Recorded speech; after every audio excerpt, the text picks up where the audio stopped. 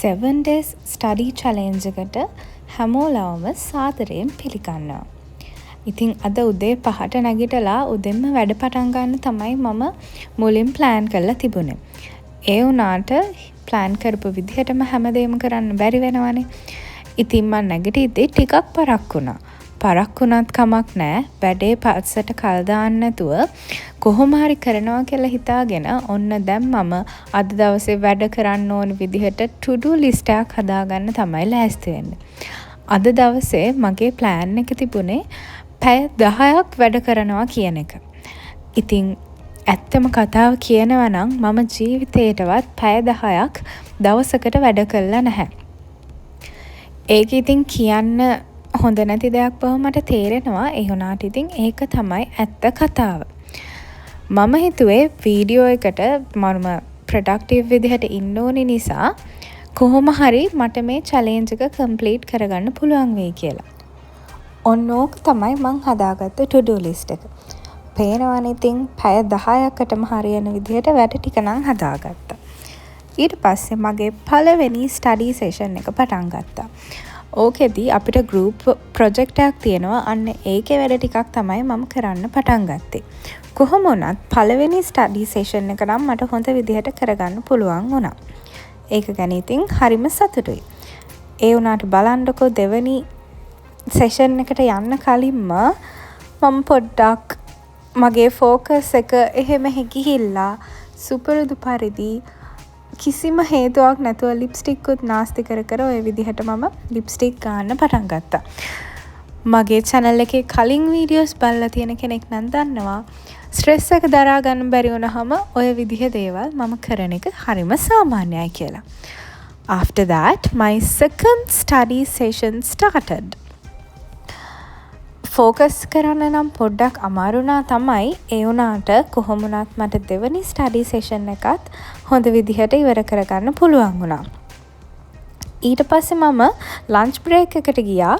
ඊට පස්සේ නම් මගේ ෆෝකස් එක පොඩ්ඩක් එහෙ මෙහෙ ගියා. ඉතින් ෆෝකස් එක ආපහු හදාගන්න ඕනෙත් නිසා මම තීරණය කළා මණ්ඩලා ආර්ට් එකක් කරන්න. මං හිතනවා මං ඒකේ නම හරියට කිව්වා කියලා.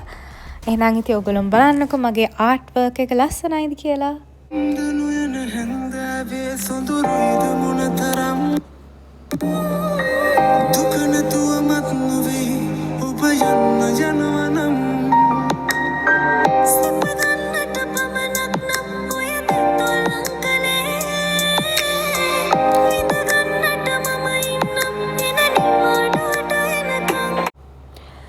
ඊට පස්සේ ටික වෙලාවකින් මට ජූස් එකක් හම්බුණා.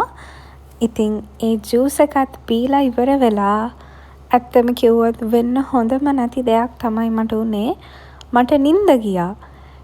නිින්ද ගිහින් ඉවර වෙලා නැගිටිද්දී ඇත්තටම ටිකක් හවස් වෙලා. ඉතින් අර මගේ කලින් තිබ්බ ස්ටඩි ප්ලෑන්ස් ඔක්කොම ටික අවුල් වෙලා ගියා. ඒ වුණාට කමක් නැහැ. I'm not going to give up. මේක 7 days study challenge එකක්නේ. ඉතින් කොහොම හරි කළා හෙටවත් හරියටම හොඳම ප්‍රොඩක්ටිව් විදිහට දවස ගෙවන්න මම බලාපොරොත්තු වෙනවා. ඉතින් ඕගොල්ලොනුත් මට සපෝට් එකක් දෙන්න පොඩ්ඩක් කැමති නම් මේ channel එක subscribe කරලා ඊළඟ දවස් ටිකේ දාන වීඩියෝස් ටිකත් බලලා මාත් එක්ක එකතු වෙන්න කියලා හරිම ආදරෙන් වගේම kindly මම request කරනවා. දැන් මං හිතපු විදිහටම දවස ගත කරගන්න බැරි වෙච්ච නිසා මේ වීඩියෝ එක හෙට ඉඳන් පටන් ගන්නවාද කියලාත් මම හිතුවා. ඒ වුණාට ඔහොම හෙට කරනවා කිය හිටියොත් මේ වීඩියෝ සීරීස් එකටත් බාලගිරි දෝෂේ වැදෙන බව මම දන්න නිසා ඕනි දෙයක් වෙච්චාවි කියලා මම මගේ 3rd study session එකත් පටන් ගත්තා. ඒ study session එකත් මං හිතුවට වඩා හොඳට ගියා. ඕක තමයි කියන්නේ දවසේ මැද හරිය හොඳ විදිහට ගත කරන්න බැරි වුණත් give up කරන්න නැතුව දිගටම වැඩේ කරගෙන යන්න කියලා. ඊට පස්සේ අන්තිමේට තේකකුත් හදාගෙන voice teens බලන්න තමයි මම නම් ලෑස්ති වුණේ. voice teens ඉවර වෙලා මම මේ වීඩියෝ එක edit කරන්න පටන් ගත්තා. ඉතින් මේ වෙනකම් වීඩියෝ එක බලුවා නම් thank you so much.